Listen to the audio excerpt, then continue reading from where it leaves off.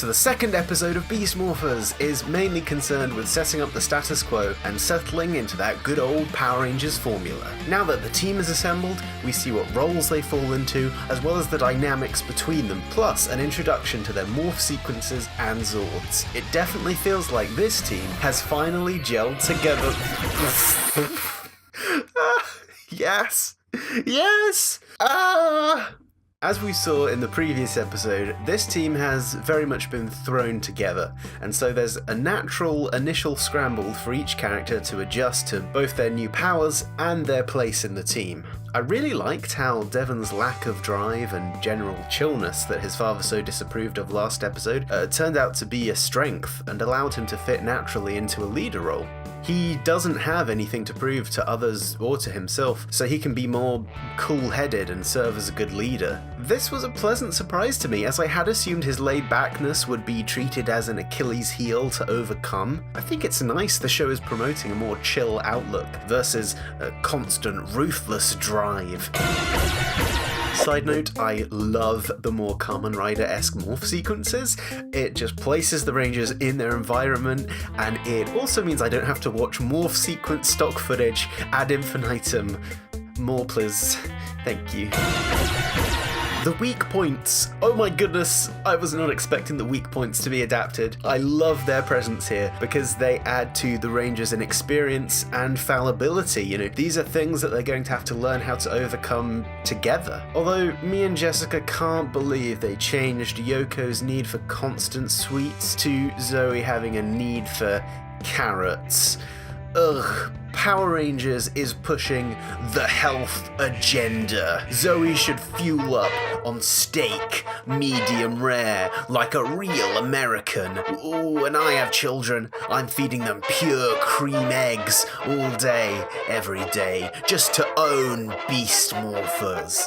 Take that, Hasbro. My buddy Jacob raises a good point that Ravi's weakness has a bit more dramatic potential than the others going forward, especially given his invested stakes in getting Blaze and Roxy back. There's definitely some episodes in him losing his cool and going ballistic on the two at the expense of his own team and such. It's harder to see the drama in Zoe and Devon's, unless of course we get an episode about Devon having to give up his beloved dog for adoption.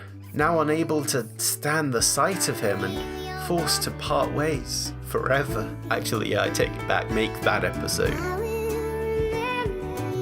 I'm really enjoying the comedy this season. There feels like a good balance between it and the serious, with the Rangers themselves able to naturally deliver comedic moments. This balance is also present in Ben and Betty, who are classic comic foils, but are also very much in the Rangers story and actively part of missions. The way they're actually a part of the team, as well as genuinely wanting to help out being their motivation, involves them in the show and grounds their characters in the world. It's not like we just flip to a different show every now and then, like some comedy characters. I'm looking at you guys. Commander Shaw is also very funny. She's a stone cold killer, damn.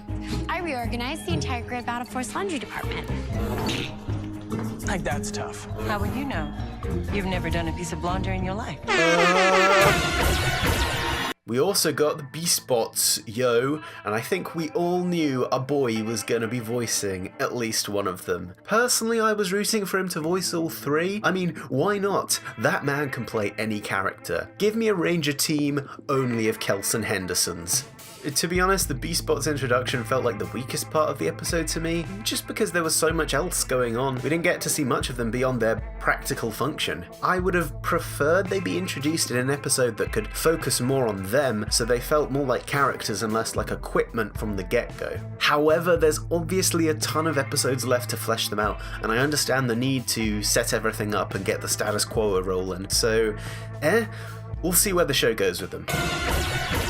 It's not just the heroes who are solidifying into a team, as the episode parallels them setting up their side with Evox establishing his. Scrozzle felt a bit awkward with a pretty rapid introduction amid other things going on. Like the B-Spots, he kind of feels like a blur in the background, and I'm slightly confused at the decision to make him someone who's initially unaffiliated with Evox, if I've understood that correctly. The way the avatars and Evox just kind of run into him, at a stage in the show where neither has had much time to establish, it just felt a bit jarring overpowering and a little bit confusing. But again, there's plenty of time to expand on these villains in future episodes. To me, the introduction and formation of the evil faction just got off slightly on the wrong foot.